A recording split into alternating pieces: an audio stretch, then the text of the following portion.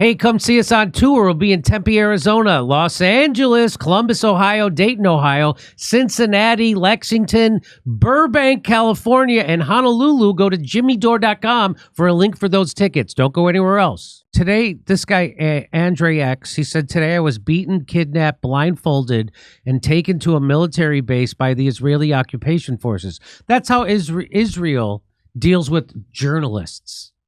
Not Trump. That's Israel. Today I was remember everybody said, oh, Trump is being mean to Jim Acosta. He's an enemy of journalists. No, the U.S. government is, and Israel.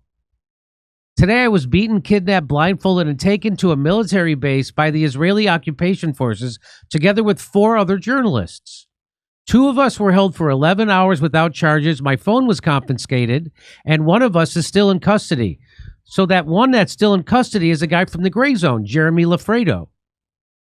So he's still in custody. And hey, they can do that. And the reason is, remember Epstein getting blackmail material?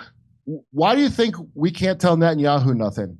And the James Bond of Israel, Epstein, who was blackmailing all of our politicians, we'll never get to know who they were. We'll get the Diddy list, some of it. We won't get that. Right. That's why Israel can do that, because our despicable leaders are being blackmailed by Israel. What do you think? What do you think it is? So Wyatt Reed says it's been over 24 hours since the Grayzone's Jeremy Loffredo was among 4 journalists beaten, blindfolded, and taken to an Israeli military base. The other 3 were released. Jeremy remains in Israel custody.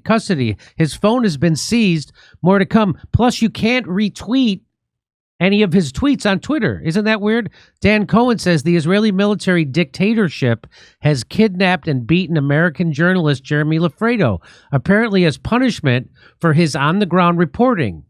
So, wow. Nicer than what we did to Assange, I'll give him that.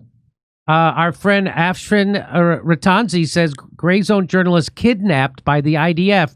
He remains in custody. The Grayzone's Jeremy Loffredo, along with 3 other journalists, were beaten, kidnapped, blindfolded, and dragged into an Israeli military base. While the others have been released, Loffredo still being in Israeli custody and his phone is seized. Another crackdown against journalists by Israel, while Antony Blinken's State Department remains silent.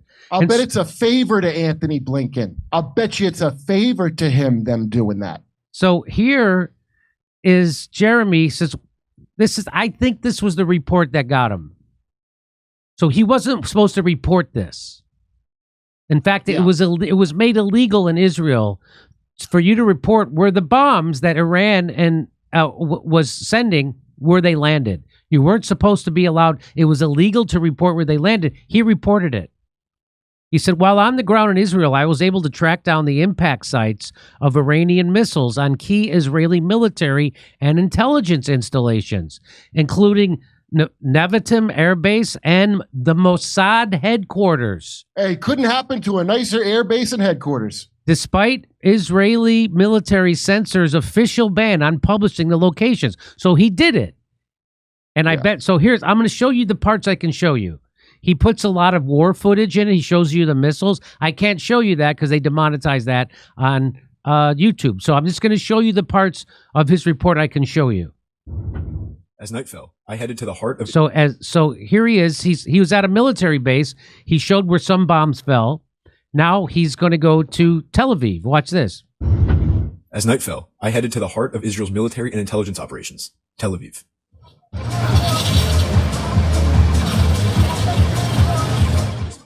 This city is home to the nucleus of the state's defense apparatus, and by Israel's own logic, the civilians here could be considered human shields.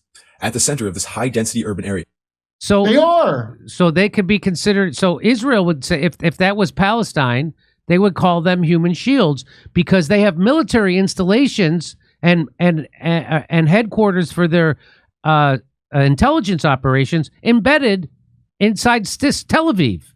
Israel so now that would be considered a legitimate target. Yeah. Well, we know that they have no problem getting their own citizens murdered and paying for it to happen so that they can do what they're doing now. So let's watch this. So he's not supposed to do this. So what he's showing you now, you're not supposed to. Israel is made illegal in Israel. Okay. Lies the headquarters of Mossad, Israel's intelligence agency, where covert operations, assassinations, espionage, and blackmail plots are devised against state enemies. It's not just that schools or hospitals are nearby. Mossad's headquarters is strategically nestled among them, with apartment complexes, tourist hubs, and public facilities all around. So the Mossad headquarters, which is like the equivalent of the CIA, is embedded right in the middle of apartments and cafes and schools. So here's a little bit more. So he's going to go show you where one of those bombs fell. Watch this. Driving down a street I believe to be in one of the missile videos, I saw a heavily damaged SUV, its windshield shattered, debris and concrete caked into the vehicle. Further down, the scene unfolded. Destroyed vehicles, torn up asphalt, and a massive crater, roughly 30 feet wide, recently filled in with dirt. So this is illegal to show in Israel, and he did it. He's showing it. What? It's the only democracy in that area. So what? So look. Democracy. So wait. What? So what? Watch this. So turn it up. That's the Mossad headquarters. So there's where the bomb hit. That's the Mossad headquarters. That's That's how close they were. Hey, you know who Jeffrey Epstein didn't work for sure? Hezbollah, Iran. He worked for these motherfuckers. So there's the missile had hit less than 1,000 feet from Mossad headquarters. Less than 1,000 feet from the Mossad headquarters. So that's a message to Mossad, we can get you. And them being really restrained and courteous not to hit civilians, which is an embarrassment to Israel, much like the hostages that they don't want rescued. And that's why they're suppressing it. Okay, here's one more video. The censored coordinates. Given the proximity to what is considered one of the world's most advanced intelligence agencies, it seemed clear that Israel was taking extra precautions to conceal the exact impact location. As we left the area, an unsettling incident occurred. Our cell phones lost GPS functionality. Maps went blank. And then both devices, mine and my taxi driver's, suddenly showed we were at Amman's airport in Jordan, over 120 miles west. For the Grayzone, in Israel, Jeremy Loffredo. Hey, didn't something happen to your phone, Jimmy? Yes, they got my phone. They got my phone, and they used our greatest friend in the Middle East. Oh, we couldn't live without him. They're the best. And of course, no Jew is safe without Israel. That's why they're so good about getting their hostages back. You know, people say that shit. I believe no Jew is safe if there's no Israel. You feel safe with Israel? Right. Because you seem to not be. Because Israel. I never hear Jews go, oh, I feel so safe.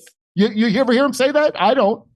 They say that in London. They say that in New York. They say that in Hollywood. No, that we have to clear the schools out of all the anti-Israel protesters. They don't feel safe in school because people are going to point out that the missiles hit the Mossad headquarters. So no, everyone I know has been in a state of 1948 level hatred paranoia for this entire time. And that's thanks to Israel. It's like an addict. Hey, I don't think the meth is actually helping you. And they're like, no, it helps me think. It makes me sharp. No, it makes you a maniac, actually. I've seen lots of protests by Jews in London saying, I feel safe. I've always felt safe. All the Jews I know in New York say, I feel safe. All the Jews I know in Florida, I feel safe. So this idea that they don't feel safe is propaganda by Zion. It's Zionist propaganda. Yeah, right. And if you're those a Jew, Jews are in trouble now for saying that by Zionists, just so you know. The ones that feel safe, they're going to be attacked by Zionists. That's right. That's right. So Zionists want Jews to feel unsafe. Hey, here's a fun fact. Zionism in Israel is a cancer on the West. Is a cancer. And it's metastasizing, and it's going to end up in World War III, and it's bankrupting our country, and it's going to create a world war we can't win. It's just like the white, like a head on the tumor that is America, which, again, I don't want anybody to think I'm extra picking on Israel because they'll go, that's hypocritical. I'm not a hypocrite. How do you think we got this great nation? By wiping it out like Gaza. That's how we got it. So that's why they think they can do it. Because America, that's right. Well, we're not the great Satan anymore. Now that we're the fat gender blob Satan. But I had someone say to me at the live show, Kurt, you weren't there. Someone said, I'd rather live in Tel Aviv than Gaza. I go, I'd rather live in LA than an Indian reservation. What does that prove? That we both wiped out the indigenous population and made it nice for ourselves? Hey, Gaza would rather not live in Gaza. They have to because they were fenced in. That's right. What I know. My favorite is when I watched the one, LGBT, because by the way, Queers for Palestine, I'm sure it's a group to take people away from caring about Palestine. I'm sure it is. Mm-hmm. But then the own of, you think the Bill Maher level intellect own of, you think they like gay people in Palestine? Yo, I'll tell you firsthand, I know they're not that cool in Israel.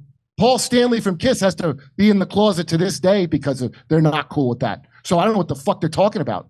Do you Sasha think almost got beat to death, Sacha Baron Cohen, for prancing around in a gay outfit in the neighborhood in Israel. Only time he ever broke character. The Arabs, none of them made a move on him. All the Jews tried to kill him, and he go, no, please, I'm Sacha Baron Cohen. That's a fact. And so it never dawns on people like Bill Maher that the IDF or the Israeli army is also slaughtering gay people in Gaza. Yeah, well, I think the Haktua girl brought it up to him, and he had to think about it. Hey, come see us on tour. We'll be in Tempe, Arizona, Los Angeles, Columbus, Ohio, Dayton, Ohio, Cincinnati, Lexington, Burbank, California, and Honolulu. Go to jimmydore.com for a link for those tickets. Don't go anywhere else.